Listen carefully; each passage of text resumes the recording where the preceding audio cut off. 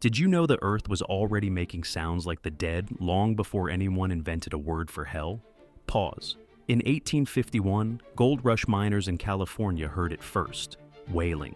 Low moaning. The sound of something in pain rising from the ground beneath their feet. They called it Moaning Cavern. Nobody had gone inside yet. Nobody human anyway. Acoustic researchers have since confirmed what those miners heard.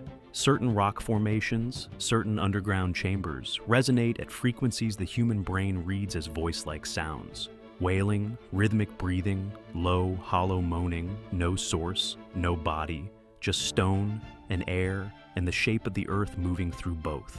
Here is what stops me cold. Every culture that ever built a mythology around the underworld described it the same way. A place beneath the ground that sounds like the dead. They weren't imagining it, they went underground. They heard what was already there, and they came back up and called it what it sounded like. The geology had already written the story. Humans just gave it a name.